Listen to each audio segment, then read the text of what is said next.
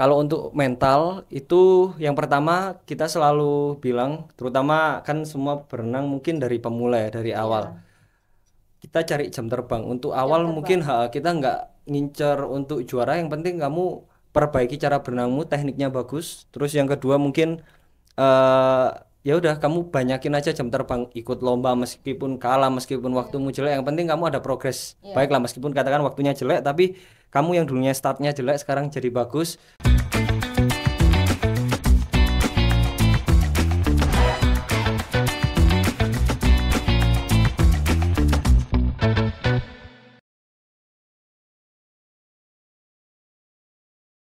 Halo Tribuners, kembali lagi bersama saya, Septiana Cahyani Eka Saputri dalam podcast Cakap Sana, Cakap Sini. Dan pada episode kali ini, kita akan membahas tema tentang membentuk mental juara atlet renang. Dan di studio Tribun Jatim Network Malang ini telah hadir dua narasumber, yaitu yang pertama ada Kak Farel Trisnanda. Beliau adalah pelatih klub renang Tirta Nirwana. Selamat pagi Kak Farel. Selamat pagi, Mbak. Ya, dan juga ada satu narasumber lagi bernama Petris Igenia Fauzi. Dia adalah perenang asal Malang yang telah memborong 8 medali emas di ajang Festival Akuatik Indonesia 2023. Selamat pagi Kak J. Pagi. Kak Jet ya panggilannya ya? Ya, Iya, selamat pagi ya. Ya, dan boleh disapa dulu Tribuners yang ada di rumah. Halo teman-teman Tribuners semua. Ya. Iya, halo, sudah. Oke, terima kasih ya Kak Farel dan Kak Petris atau Kak Jet ya telah hadir di studio Tribun ini ya Kak ya. Dan juga Kak Farel. Nah Kak, ini kan Tirta Nirwana ini kan dibentuk tanggal 17 Februari 2008. Iya betul. Sebenarnya Tirta Nirwana ini apa sih Kak? Tirta Nirwana ini sebuah klub renang yang berdomisili di Kota Malang. Jadi tujuan Tirta Nirwana dibuat ini untuk mencari bibit-bibit atlet berbakat di Kota Malang. Selain itu kita juga menyediakan, selain kita mencari bibit untuk prestasi, kita juga ada kelas untuk pemula yang baru belajar berenang, ada juga pra prestasi itu. Jadi kalau di klub kita yang sudah bisa dua gaya minimal, Gaya apa dan aja Kak? contoh misal gaya bebas atau gaya dada, dan dia udah bisa 50 meter.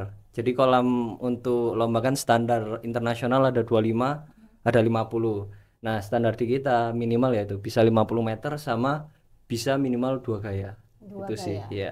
Lalu ada privat untuk tes juga ya Kak Ya, ya? jadi untuk privat test itu contoh kayak misal kedinasan, Hmm. polisi atau Hmm, akmil iya. itu bisa juga. Selain itu mungkin ada yang untuk apa namanya?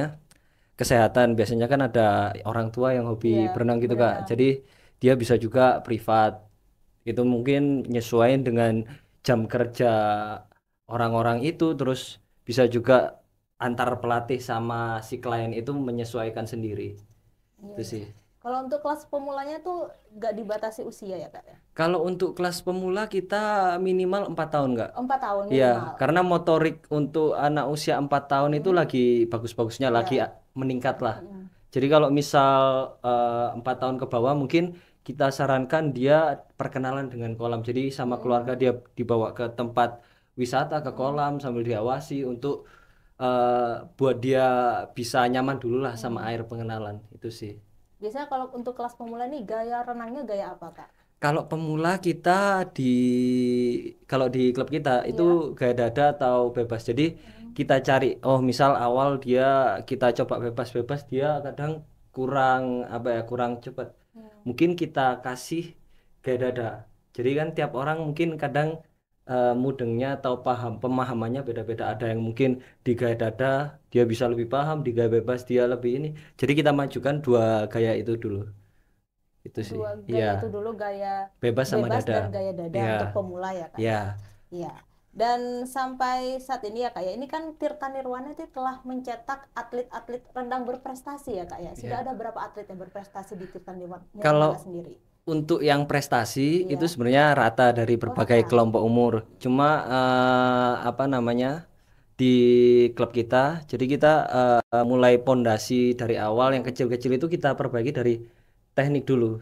Jadi kalau misal kita nge-push, oh dikasih beban yang berat apa itu takutnya cedera dan lain-lain. Ya. Nah, contoh atlet yang berprestasi ini kayak Patrice yang di sebelah saya Patrice, ini. oh iya. Dia kelompok umur 3. Kelompok umur 3. Ya, umur 12 12. 13. Oh, ada berapa kelompok sih, Kak? Kalau kelompok itu ada di Indonesia itu ada senior sampai 4 umumnya. Oh, Cuma iya. kadang kalau mungkin daerah untuk lomba pembibitan itu biasanya ada KU5. KU5. Jadi KU5 itu biasanya 2014 ke atas. 2014 ke atas. 14, 15, 16 itu. Oh iya. Kalau yang Patrice ini kebetulan KU3, kelompok umur 3. Kelompok umur 3. Ya. Dan ini Patrice ya, Kak Jet ini yang dikalungkan ini medali FAI ya? Iya. Iya. Ini medali FAI, ini ada berapa? 3 emas ya? Iya, 4 emas. Itu sisanya ada kan ada ada 8 emas ya? Iya, peraihnya? 8 emas ini 8 emas, 4 1 perak, 1 perunggu. Ya, ini Tribuners, medali yang diraih oleh Patrice Ijenia Fauzi ya, yang telah meraih ajang Festival Akuistik Indonesia 2023. Patrice ini meraih 8 medali emas, 1 medali perak, dan 1 medali perunggu ya pada tanggal 10 sampai 13 Juni ya, Kak ya? Iya. Ya, 2023 yang diselenggarakan di Gelora Bung Karno ya. Iya. Ini prestasi yang luar biasa Tribuners. Ya, sudah. Kalau Kak Patrice sendiri gabung di Tirta Nirwana sejak kapan? 2016. 2016 baru bergabung. Iya. Emang sebelumnya sudah suka renang? Kalau sebelumnya memang dari kecil suka renang. Suka renang. Iya. Hobi renang. Buat have fun aja. Have fun aja ya. Iya. Ya, terus baru bergabung di Tirta Nirwana ini tahun 2016. 16. Ya, Kak. Selain FAI ini prestasi Kak Jet ini apa lagi sih, Kak? Banyak ya sih. Kalau prestasi sih banyak sih dia. Iya. Jadi kayak kemarin tahun 2022 ya. Kemarin yang Porprov 2022 dia debut awal untuk Kota Malang itu di Porprov. Ya, kebetulan dia yang paling muda sendiri. Rival-rivalnya rata-rata SMA, SMP, SMA dia masih SD. SD ya? Iya. SD sekolahnya di? Brawijaya Smart School. Oh, Brawijaya Smart School. Ya. Ya, jadi pada saat itu dia seleksi, terus renang kan berdasarkan waktu. Iya. Dia lolos masuk tim Porprov. Nah, pada awal debutnya itu dia dapat 1 perak, 1 perunggu sama estafet itu 3 emas. Estafet 3 Ya, emas. jadi total 3 emas, 1 perak, 1 perunggu. Itu awal debut untuk Kota Malang di Porprov. Terus kemudian beberapa bulan berselang ada kejuaraan Popda. Jadi Popda itu seperti Porprov cuma untuk pelajar saja, Mbak. Dia juga dapat 2 emas. Jadi per orang kan diikutkan, kalau individu 2.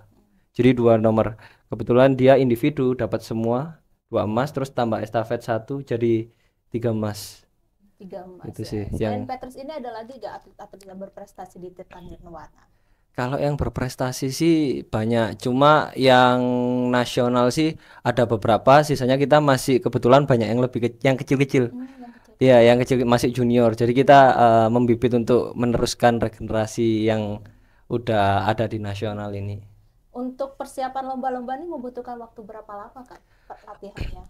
Kalau lomba sih kita ya tiap hari tuh rutinitas, hari, kecuali hari Minggu. Jadi mereka Senin sampai Jumat itu dia latihan di air, di kolam. Iya. Kalau yang Sabtu itu dryland, jadi kayak latihan fisiknya. Latihan fisik. Ya, kalau yang udah kelas prestasi itu tiap hari kita rutin untuk memperbaiki kesalahan-kesalahan, evaluasi ketika lomba dia ada kesalahan atau apa, kita perbaiki di latihan untuk persiapan next eventnya lagi. Sebentar lagi ada event lagi ya? Ya, ada event lagi kebetulan habis ini. Habis ini ya.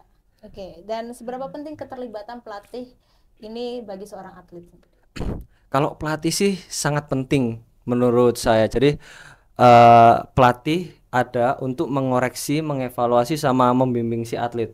Kalau misal nggak ada pelatih, katakan dia dikasih program, kamu programnya misal jalan A, dia misal si atlet jalan B, pasti nggak akan dapat hasil. Jadi pelatih kayak misal kamu ini berenangnya kurang bagus tekniknya, kamu waktunya kurang segini, terus selain maintenance di kolam, kita juga harus maintenance dia di rumah. Tapi bukan tentang apa namanya hal-hal yang lain ke privasi dia di rumah, tapi lebih ke arah kayak misal gizi. Kita mengamati, kebetulan saya pun juga ngamati. Kamu harus laporan makanmu gimana, terus kamu nggak boleh ini, nggak Iya, boleh iya. itu, tidur kamu jam berapa, bangun kamu jam berapa. Jadi Diatur ya kayak iya, semuanya. jadi saya pesan ke atlet saya, Iya, meskipun junior atau senior, iya, kalian kalau pengen jadi atlet yang Iya. bener-bener atlet, jangan nanggung. Kalian nyemplung sekalian nyemplung. nyemplung sekalian nyemplung. Ya, karena saya lihat kalau atlet di Indonesia kadang mungkin meremehkan dari gizi, terutama gizi atau Iya, lifestyle lah. Iya, Jadi saya bilang kalau kamu pengen lifestyle, tiru aja yang atlet juara. Kamu tiru dia meskipun kamu belum juara, tapi kamu berpenampilan, kamu berperilaku, berlifestyle seperti dia. Nanti kalau misal kamu bisa seperti dia, kamu makan benar, gizi benar, terus beberapa faktor pendukung kamu benar, pasti akan bisalah berprestasi. Jadi jangan kamu ngeremehin hal-hal yang sebenarnya itu hal detail yang harus kamu lakuin. Jangan sampai kamu remehin karena semua itu step by step. Jadi pondasi kita harus kuat. fondasi kita. Kalau kita ngeremehin dari awal, nggak akan bisa sampai ke prestasi itu. Iya. Kalau mengatur pola makan atlet renang sendiri seperti apa sih, Kak? Kalau pola makan, contoh kayak misal si Petris ini dia, Iya. ya semua sih. Kalau misal jauh dari lomba, saya udah ada takaran kamu karbohidratnya berapa persen, protein berapa persen, kalsium dan lain-lain berapa. Terus untuk snackmu itu udah ada saya sarankan lah. Yang bagus untuk atlet itu ini. Nah, mereka selalu laporan katakan, misal ada Petris lah, contoh Iya. kurang, kamu proteinmu kurang. Oh, kamu sayurmu kurang. Itu selalu saya evaluasi. Jadi nanti biar dia bisa nambah. Oh, ternyata aku masih salah. Tapi untuk cheating day itu pasti ada. Biasanya Sabtu sampai Minggu sore mungkin kan. Iya. Untuk malamnya dia kan persiapan untuk besok pagi Seninnya latihan. Oh, iya. Itu sih. Terus pantangan makanan yang dihindari atlet renang itu apa seperti Petri sendiri ini? Kalau pantangan makanan saya sebenarnya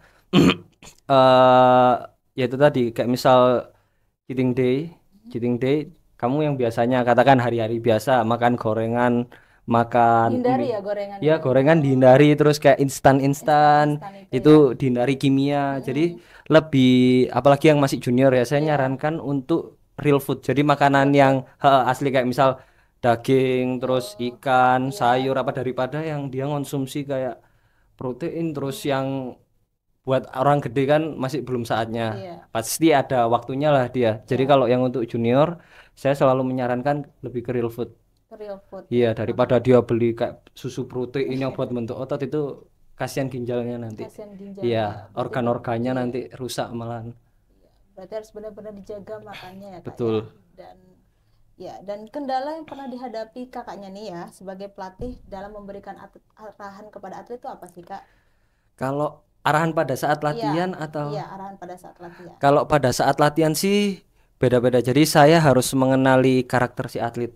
Jadi kayak oh si A ini bisa dibilangi kalau dengan cara gini, karena kan penangkapan setiap atlet nyernanya juga beda-beda. Jadi saya mengenali oh anak ini harus beberapa kali dibilangi baru bisa. Jadi saya misal kasih tahu program, hari ini programnya ini. Kadang ada yang kurang paham. Jadi saya kasih waktu untuk mereka yang belum paham, kalian bisa tanya dulu sebelum program dimulai.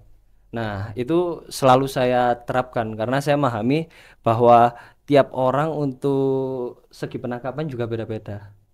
Itu sih. Tapi dari Petri sendiri pernah mengalami kendala gak dalam latihan? Dari atlet renangnya sendiri.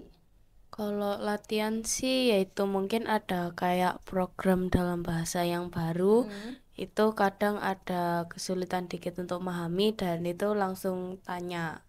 Itu mungkin yang biasanya Dalam hal bahasa. iya. Iya. Oke, terus cara pelatih ini berkomunikasi dengan atlet itu seperti apa sih, Kak? Kalau saya berkomunikasi jadi Saat bertanding.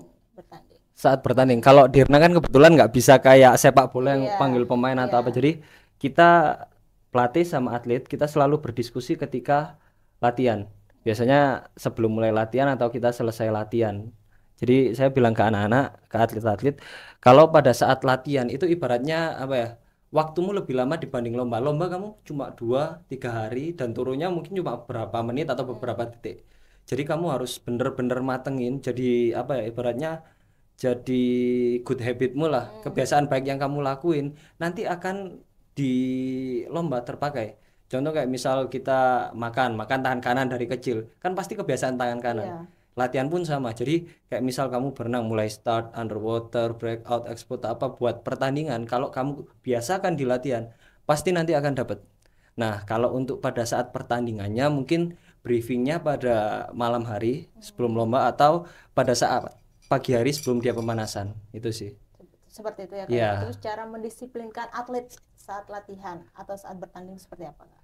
Kalau mendisiplinkan pada saat latihan, saya selalu diskusi bukan cuma ke atletnya tapi ke orang tuanya. Jadi saya kasih pemahaman ke si atlet sama orang tua bahwa di renang kita harus kayak gimana step by step lah. Kadang kan ada mungkin ini pandangan semua pelatih sama sih. Di Indonesia kan ada pelatihnya tujuannya untuk atlet ini bisa maju prestasi tapi sesuai dengan progresnya. Anak ini misal umur segini kan nggak bisa langsung digenjot.